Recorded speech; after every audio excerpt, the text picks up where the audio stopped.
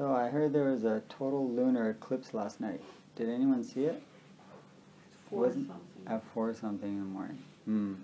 That means you saw it. I dreamt about it. Dreamt about it, yeah. Tonight is a full moon. Oh yeah? Should live up to it. So there was the word nibbana in one of the chants, you know, nibbana. Extinguishing the defilements, extinguishing the self. Sounds quite high and mighty. Kind of like a lunar eclipse. Suddenly self disappears and oh, there it is again. So, more realistic for us is not to think of nibbana as a sort of permanent thing that suddenly we achieve, because then there you go again, achieving something. But yeah, the self can be eclipsed. And then, suddenly there it is again. You know? It comes and goes. Right? So, you can allow it to be eclipsed, and it's actually not something you force or even do. But it's something you allow. You allow the self to sort of rest, to be eclipsed by reality. Reality, the world, is eclipsing it. That's what the eclipse is, right? The world gets in the way. So it's a sort of nice metaphor, kind of. Let the world get in the way of yourself, sometimes. Let the world eclipse your sense of self. And then that's sort of nibbana, is that these fires of the self just become eclipsed. And it's not the struggle, sort of just let the world happen and pay attention to the world and less attention to yourself, and then an eclipse will happen naturally.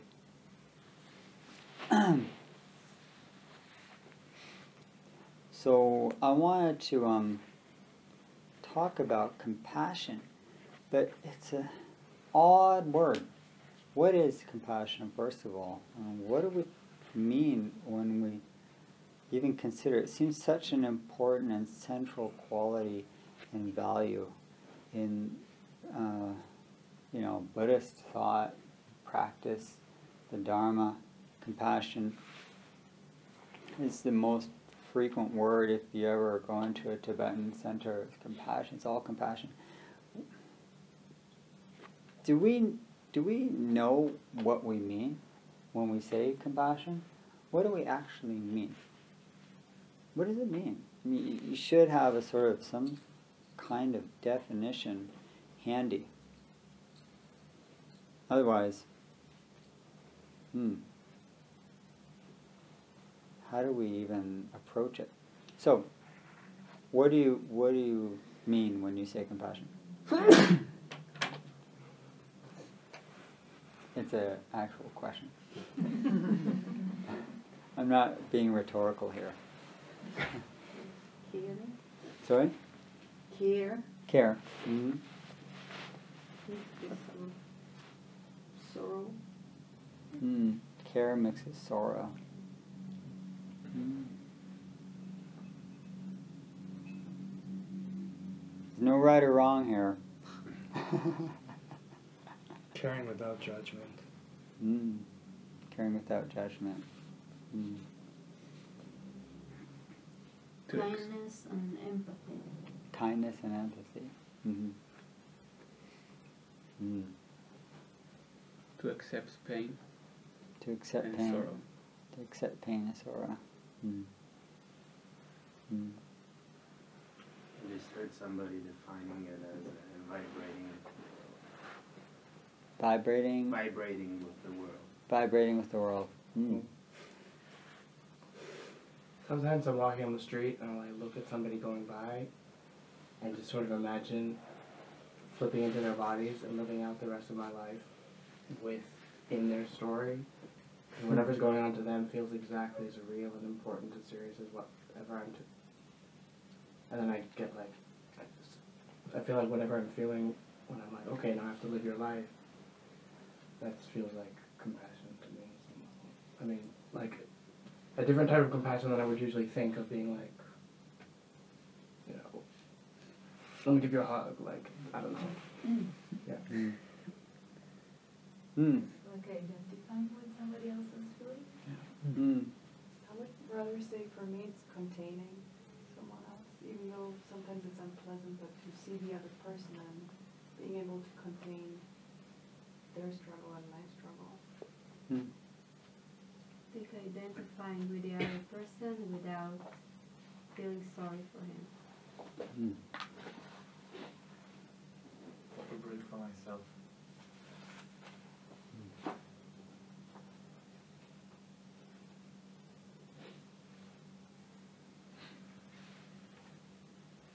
Try to understand or to get to somebody's shoes.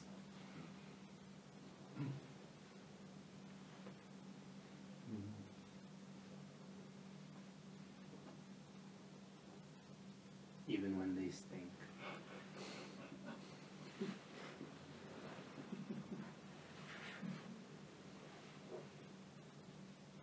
A shoe. Yeah.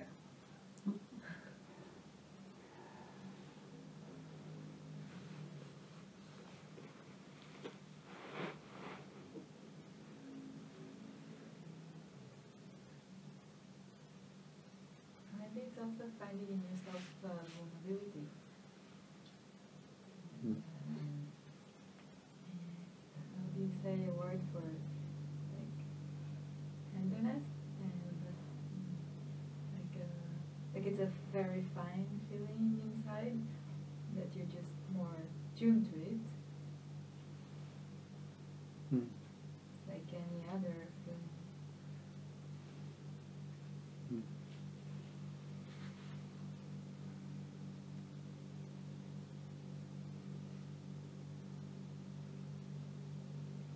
I also think it's releasing judgment, letting it go, the judgment. Also regarding ourselves and other people.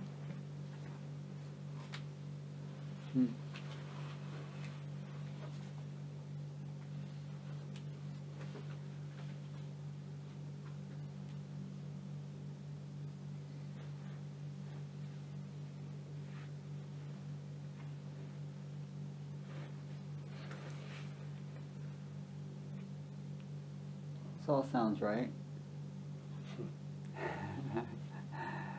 Yeah, a lot of common and overlapping ideas too.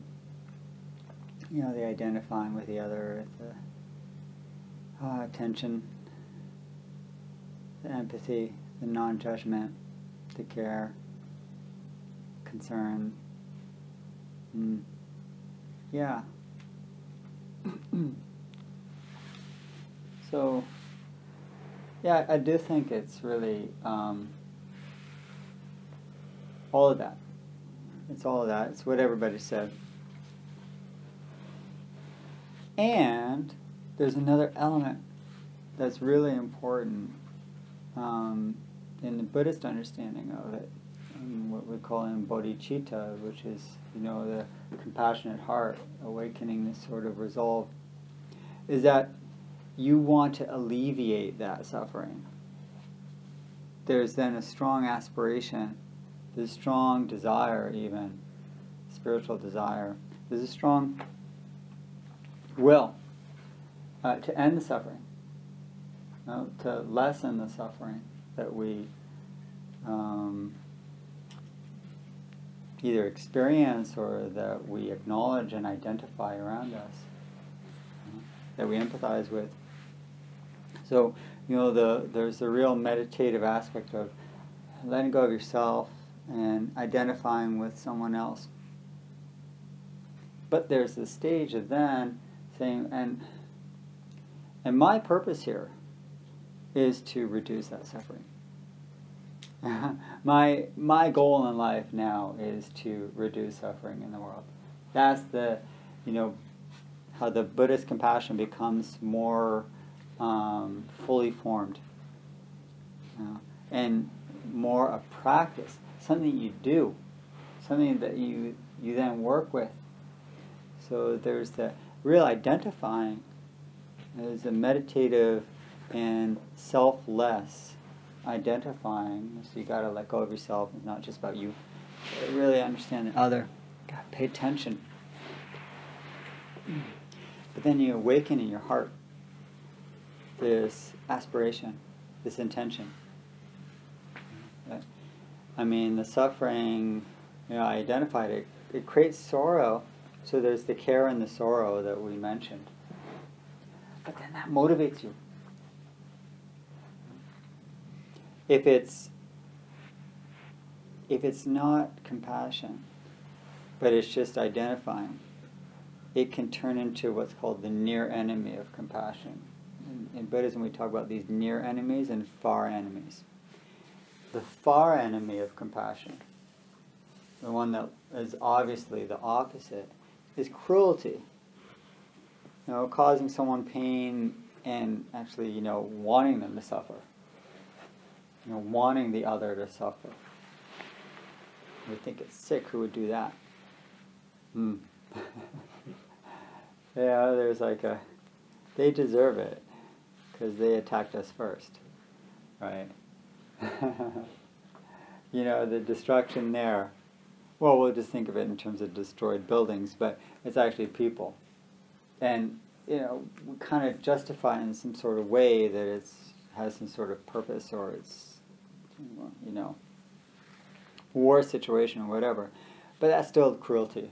Okay, there's still cruelty because we're not even recognizing that there's human beings suffering there. You don't even recognize the suffering. Or even worse, you recognize it and you actually, I'm not saying enjoy it, but you think it's right. You think it's justified. That their suffering is justified in some way. Right? So that's the far enemy. It's far enough that we see that obviously it's the opposite of compassion. Yeah. But the near enemy is something that seems real similar to compassion. Right? Pity. Pity is where you can acknowledge that they're having pain, you feel bad for it. But you don't feel the kind of aspiration to reduce it, to end it.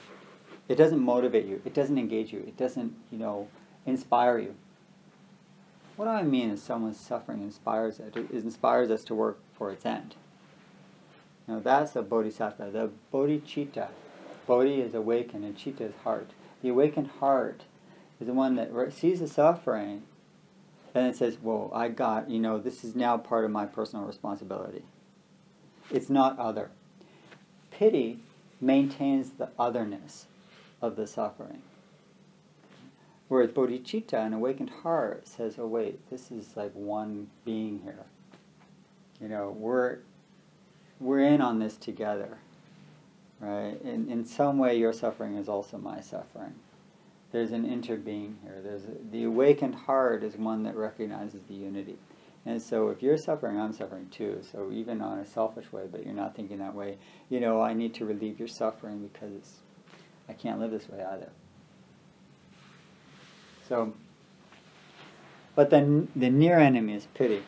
There's other near enemies that we should identify first if we're trying to understand what is. You need a good definition of compassion in order not to fall into some of these mistakes. Because they're easy to fall into. Why? Because we're used to doing it and still feeling good about ourselves. The other one is being like moral outrage. How could this be happening? How could they do this? How could they say that? It's kind of righteous. Yeah. It's like from a platform of like, morally I know this, how could they, this is horrible what's going on. And then, where's my cappuccino? So and the moral outrage, it's not so much like pity, okay? But it's, it feels like what's right. You know that there's suffering going on and you disagree with it. So it's sort of close to compassion. But it serves a sense of ego that, you know very well what's right and wrong. So, there's a strong sense of judgment. And one of the things that came up rightfully when we were trying to define what is compassion. I mean, everybody intuitively knew. It's not judgmental. It's not judgmental. Well, when the suffering is obvious, it's not judgmental. Like when someone's seems like a victim. It's hard not to judge the perpetrator. Right? That's where moral outrage comes into play. Is that we're taking sides. And compassion doesn't take sides. It sees the suffering in everything. It sees the suffering in everything. It's like the Tibetan monk who, when the Dalai Lama asked him, he was in prison for 18 years and tortured almost on a daily basis, and he said, "What were you afraid of most?" And he thought he would say, "I was afraid that I would die." No, he said, "I was afraid I would stop seeing the Chinese as my brothers." That was his biggest fear. Was that he would get the moral outrage that, like, you are, an evil person because you're doing this. You've lost your way. So the judgment is, we're not going to go there. So that's a close enemy, a near enemy of compassion. Moral outrage is very judgmental. I mean, just see it in your reactions. Again, you're not here to judge your judging. You're here to not continue feeding it because it doesn't serve your higher aspirations. It doesn't serve your real goals.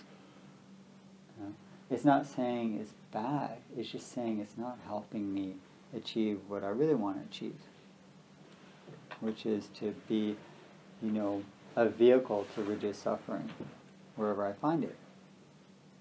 Does that mean you're going to reduce everybody's suffering? You see these photos of starving kids in Yemen, you're going to reduce that suffering? No, it can stimulate your compassion. For what? For them? I'm not going to go there and help them. I can't. But it may make me more sensitive to the suffering I see around me closer to home, in my own environment. Right?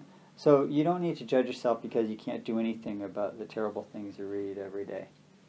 But it can awaken a sort of that aspiration. Okay, where I do find it, I'll try to reduce it more. Right? That's the bodhicitta. You start to awaken your heart to the suffering you find in your own, home.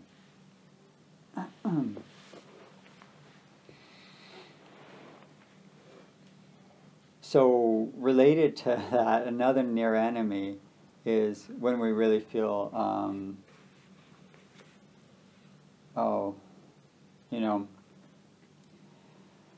overwhelmed. Like overwhelmed by the amount of suffering that there is and how blatant and obvious and it seems incessant and, continuing it really is. And you feel like there's nothing to do. But what can I do? It's a sinking ship. This is a sinking ship. It's an eclipse that's not going to end. So that is kind of in some way, self-centered or self-indulgent. You don't have the luxury of giving up. Right?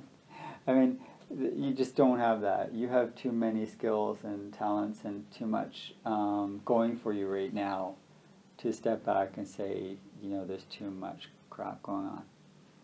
Right? So, when you feel that sense of overload, you may need to rest and take a break. You may need to examine, why am I overwhelmed by this? Where is that coming from? What am I missing in my practice that is causing me a lack of balance? How can I regain some balance? Maybe it's going on a retreat. Maybe it's doing something for yourself. Maybe it's increasing joy and pleasure in your life. Or maybe it's saying that, wait, maybe I am looking at suffering from a kind of a self-centered point of view and not, trying to engage with more wisdom. So I'll examine that a little bit, what I mean. So I asked a friend of mine, I said, I have a good friend, she's a doctor, and she not involved in Buddhism at all. The opposite.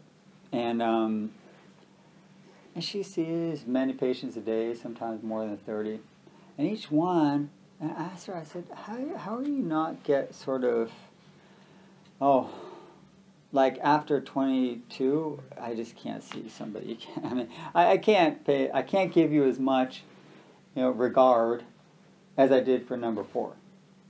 How do you, if you've ever, anyone who's dealt with, I don't know, seeing patients or therapy or just listening to people who need you, and giving you that same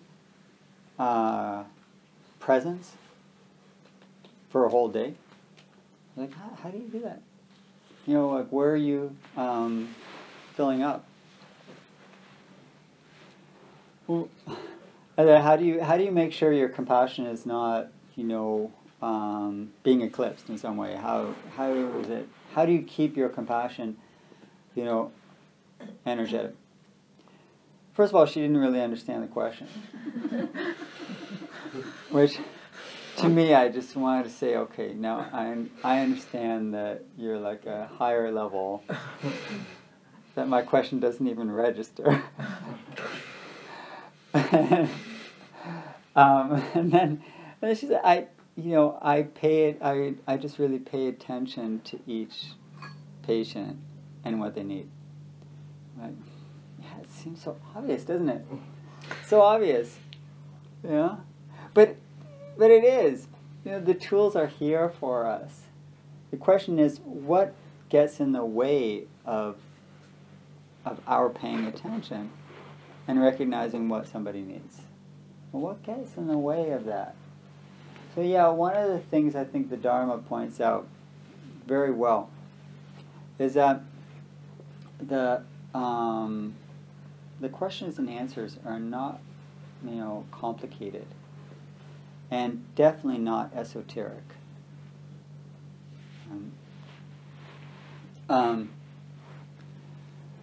There's this one exchange between this, just came to mind now, this Zen teacher, Hui Neng, who was like the 5th patriarch, and he, his first koan, the first sort of question ever brought out in the Zen tradition, he asked this really, somebody who had been chasing him and wanted to threaten him and then became his student, and he said in that moment, in this moment, without thinking good or bad, what is your original face? Meaning, who are you in this moment? Who are you without thinking good or bad? Without having a thought? Without thinking who I am, who are you? That was an amazing sort of first koan that got the whole system of koans of these questions that are supposed to trigger some insight. That was the first one. Without thinking good or bad, who are you? That's an amazing question. And then the disciple, who was his former enemy, had a breakthrough, and he said, thank you. Now, please explain more without telling me anything esoteric or hidden or mysterious. And Hui Neng said to him, what I just told you is not in the least mysterious or esoteric. The self is mysterious and esoteric. Isn't it crazy? This whole sense of self we have is such an incredible, interesting, deep, and profound creation. You'll need years of therapy to try to understand it. But the person right in front of you and the needs they have, they are not esoteric. That's the truth. Okay? That what you need to do and who you need to serve is not hidden. Is not hidden. And that's what I think my friend was suggesting in her own way.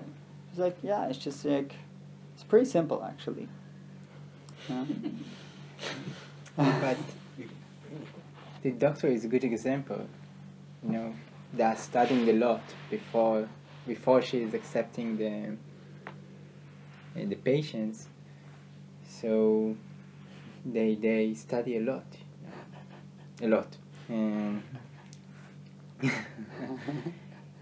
because the wisdom is very important And the good is and bad is very important in this issue. And maybe not judgment, but maybe discerning between right and wrong and what is suffering. Because I think many times a lot of suffering comes from people thinking they are helping other people, but they are really not wise.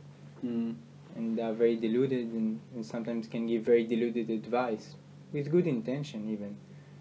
And so I think it's very big deal to know what is good, what is right, what is bad.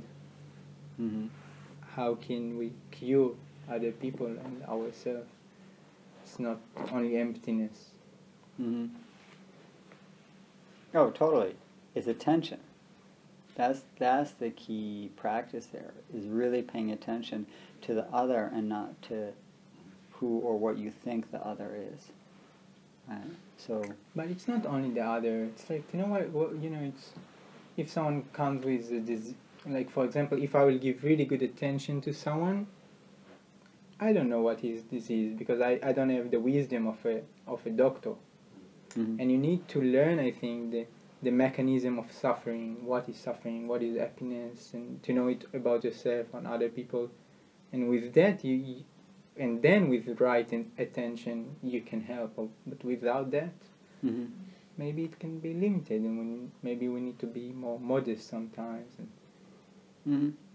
Yeah, because basically what we want to do is we want to get to the place where we can kind of prescribe a treatment, like using sort of medical terms. You know, you do want to, and the Buddha as a doctor, and the whole metaphor is very, correct.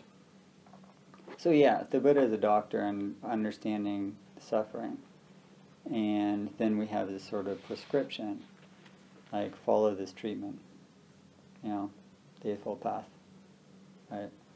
Recognizing the disease, the Four Noble Truths. Recognizing the Eightfold Path is the sort of prescription you need to follow. That's useful. It's very useful as a metaphor. As our own practice, though, we don't want to get lost in ideas. So, there is a sort of process to follow. And I do think it begins with what we're doing in meditation. Meaning, bare attention. Bare attention. Right? Selfless attention. If you're paying attention to somebody, say a doctor with a patient, and she's thinking about, her ideas of the person, or preconceptions, or judgments, or whatever, it's going to be kind of mixed up. Everybody's had the experience, unfortunately, of going to the doctor, talking to him or her. In these situations, it's usually a him. And he's looking at a screen. What's happening there? What happened? Why? You don't feel that your suffering has been recognized. Your problem has been, but not necessarily your suffering. Recognizing the problem and recognizing the suffering are not the same thing. They overlap, but they're not necessarily the same thing. So first, I think there is some people mention this, when we're talking about compassion. And compassion as a practice, not just as a feeling. And this is where I also think about my friend that, I'm sure she doesn't always feel, I care so deeply about you. She's like, another person come in and it's like 8 o'clock at night and I want to go home. Then there's a sort of a clearing. There's a clearing. Clearing of what? Well, I'll have to ask her again. Get more information on what's going on there. But if I think about what I need to do, it's clearing my own conversation, my inner conversation. Because if If I'm commenting while I'm looking at you, I'm not really hearing you. And that's where Huineng said, without thinking good or bad, like, what's going on in your mind right now? I think it was a very, like, to the point question.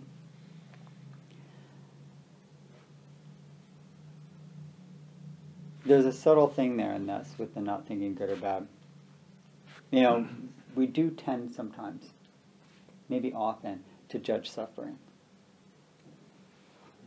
Even when it's a medical illness, there's a sense of blame, and that's also one of the near enemies of compassion, is that there's blame.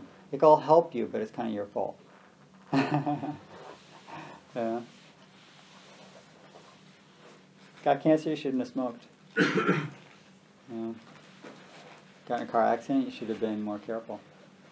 Right? I mean, I'm not going to say that, but there's a sort of blame that we have. It's subtle. It's subtle. So there's a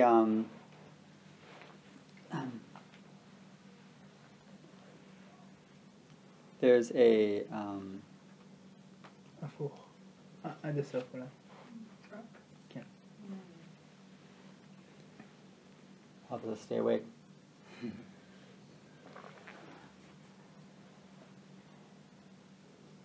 That Zen saying, when tired, sleep, when hungry, eat. It's kind of compassionate. Just not now. Yonatan, you want to say something? I just wanted to say that this example with the doctor, that it's make it like turning it upside down, because we consider compassion as an emotion, and in this case is like leave your emotions aside and give professional and very logical help. And the emotion won't help. I don't agree with you at all. Sorry. I don't agree with you at all. What my philosophy or theory or like practice is that every time falling in and falling out love.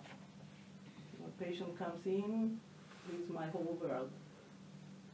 I truly forget, and just today a patient told me that it was very ugly to wait for me 50 minutes outside because there were too many people, and I told her I'm terribly sorry, but I can't control it. And then she started to talk about her diet, that she couldn't hold it, and we were talking more than 10 minutes, what I have for every patient.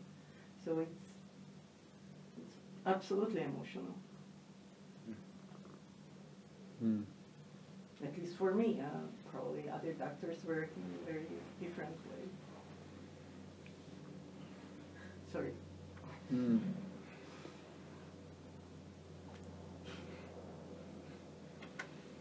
You know, you sometimes get a feeling, and it doesn't necessarily stop you from acting. Think about, like, if I have a child and I see my child fall down, then it's something in me falls down as well, right? And I feel this sort of, oh God. And it provokes me, in a sense, to really act. And at some point, I noticed it started to happen with other people's children. Like a child someone else, and it's not my child. Now it's not for me to run and help them. But I still feel that sense of the same, like, I'm falling too. You know? I haven't gotten so far with adults. It's always harder with adults. Why is that? Why do you think of that? Why is that? Well, I think, first of all, with children and with one's own child, you naturally and biologically feel that they're part of you. So you feel that, you know, that sense of we're connected, you know, and it's my role to care for you. And it's not intellectual. It's not like something I need to even think about. It's just pure. It's pure, that connection, that coexistence, in a sense. And then how does it extend beyond? I guess if you don't block it, you know. I don't think it's something we actually have to make happen, but it's something we have to not interfere with. Like that sense of care, almost instinctual, physical. It's a physical sensation that I actually feel, you know. And I think people with children know. And then, but then we stop it. Because we don't want to be feeling that for everybody. We feel that perhaps we would be too vulnerable. You know? And how could we get through the day if our hearts are kind of breaking for everybody that we see upset? So I almost think that it's not so much why does it happen, but why does it not happen? That's that sort of thing. And I think we have a sort of a defense in order to get through our day. I could say survive, but just to make it through. Is it unfortunate? Maybe. I think the balanced thing is, and there's a Zen teacher named Joan Halifax. She's the head of this center in New Mexico called Upaya. And she came up with this acronym called ABIDE. ABIDE means to live in or to exist in. She was talking about creating compassion more as a practice. She's a very engaged person. She goes to prisons and brings, she does Dharma hikes a lot, but she takes medical professionals to do the hikes in Nepal, and they go to the villages and they set up treatment centers there. So that's her Dharma hike is, we're going to go, set up treatments along the way. That's a possibility. We could do a Dharma hike. I don't know. Well, all these villages. Whatever. Anyway, so abide, A-B-I-D-E, which means to live in, to be in. She understood it as attention is the first thing. She's talking about cultivating compassion. So attention, you pay attention. B stands for balance. With that attention, you need to find some balance. Otherwise, you will feel too sort of pulled. Like if my heart's breaking for every child that falls down, I'm going to be overwhelmed. And my compassion, then I'm going to create a defense. So how do you remain porous and open, but not overwhelmed, not flooded? How do you keep your heart open but not flooded? That's the B in abide. So you got to pay attention to the suffering you encounter, which is everywhere. You got to find your inner resources and have balance. All right, so that it won't become, set up your natural defenses.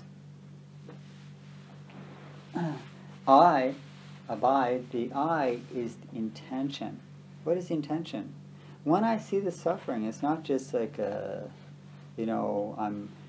generating my abstract compassion. No, the intention is, well, now that I've recognized the suffering, my intention is that I want to work to help this. I want to work to alleviate, to reduce it. Okay? Because otherwise, how does it become an actual practice? So the intention is, I'm acknowledging, A, I see it, paying attention. B, I find balance when it seems really too much. My intention is I want to help in some way, however small I can, to reduce the suffering. D is the discernment. What is discernment? It's a decision. I discern medically, so what will help here? So if the intention is to help, the D is where it becomes scientific.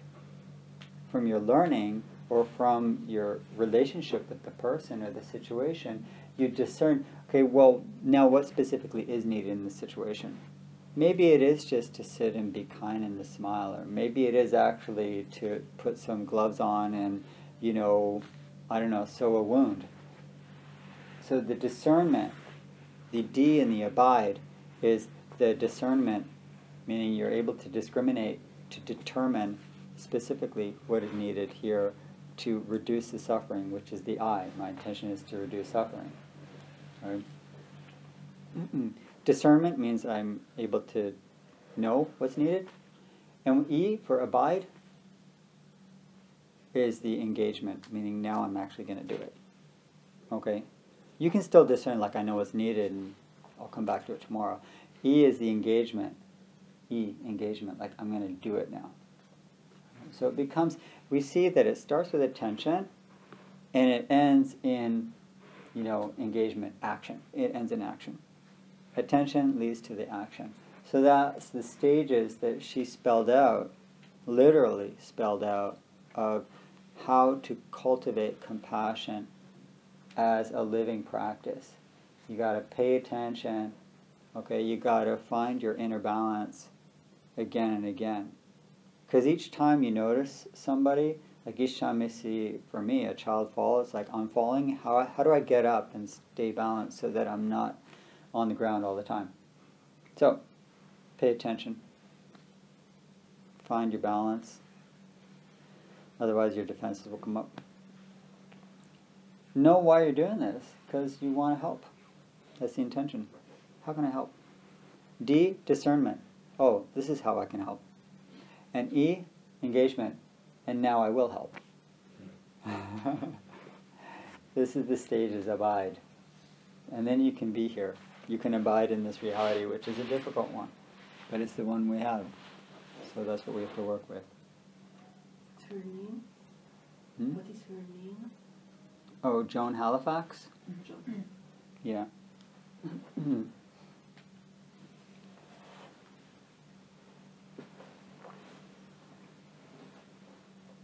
So she used to go, I mentioned Bernie Glassman a few weeks ago, who died recently.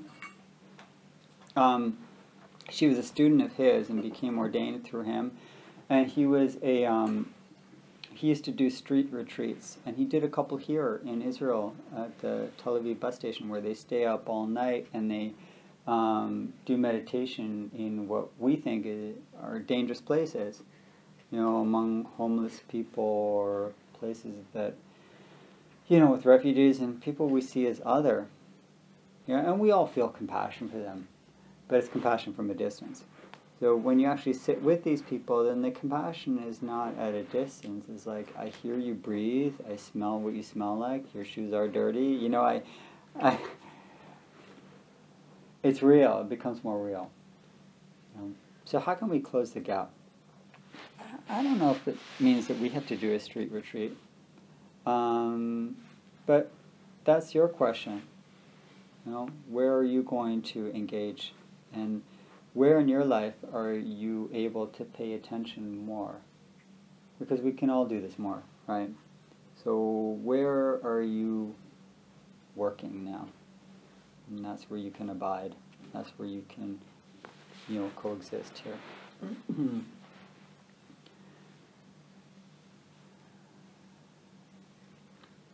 The Buddhist tradition has all these crazy stories of, these extreme examples of compassion. There was one, a Tibetan story about this monk named Masanga, and he came upon a red dog, and he saw this red dog, and he looked closer, and why was the dog red? Because it didn't have any hair. Why? Because it was covered with maggots. And he felt so bad, but he knew that if he was in a dilemma, because if he takes out the maggots with his fingers, he'll kill the maggots. And yet, if he doesn't, then the dog's going to suffer. So he gets down on his hands and knees, and one by one extends his tongue so that the maggots will crawl on his tongue, and he takes them off. And as he was about to do that, the dog transforms into Maitreya, the future Buddha, and, blesses him for his effort. Yes. And there's another one, a Ryokan, who's going camping. He was always in a hut, and his habit was to keep one leg outside of the tent. Why? For the mosquitoes. You know, I like to camp, and I just wouldn't do that. Okay. So. That's the balance part. Yes. Well, it was one leg. Imbalance. I mean, for him, balance was one leg, not both legs. But yeah, these extreme examples are not. I never found them very, I don't know, motivating. But they had some fun. For us, yeah, I think, and this is what I want to end with, is there's a famous poem you probably know by Thich Nhat Hanh. It's called "Call Me by My True Names." It's a compassion poem, and it brings back full circle to some of the themes that we were, when I asked all of us, okay, what is compassion? So it brings it back to what we were saying. I'd like to share this poem with you. You know, he was from Vietnam, and you know he spent time in the Vietnam War, which if you see it, and there's a really great documentary by Ken Burns on the Vietnam War, and it's sort of like, oh, how did we get to this place, and why are we still doing it? Call me by my true names. Do not say that I'll depart tomorrow, because even today I still arrive. Look deeply. I arrive in every second. To be a bud on a spring branch, to be a tiny bird with wings still fragile, learning to sing in my new nest, to be a caterpillar in the heart of a flower, to be a jewel hiding itself in a stone. I still arrive, in order to laugh and to cry, in order to fear and to hope. The rhythm of my heart is the birth and the death of all that are alive. I am the mayfly, metamorphizing on the surface of the river, and I am the bird which, when spring comes, arrives in time to eat the mayfly. I am the frog swimming happily in the clear pond, and I am also the grass snake who, approaching in silence, feeds itself on the frog. I am the child in Uganda, all skin and bones, my legs as thin as bamboo sticks, and I am the arms merchant, selling deadly weapons to Uganda. I am the 12-year-old girl, refugee on a small boat, who throws herself into the ocean after being raped by a sea pirate. And I am the pirate, my heart, not yet capable of seeing and loving. I am a member of the Politburo, with plenty of power in my hands, and I am the man who has to pay his debt of blood to my people, dying slowly in a forced labor camp. My joy is like spring, so warm it makes flowers bloom in all walks of life. My pain is like a river of tears, so full it fills the four oceans. Please call me by my true names, so I can hear all my cries and laughs at once, so I can see that my joy and pain are one. Please call me by my true names, so I can wake up, and so the door of my heart can be left open, the door of compassion.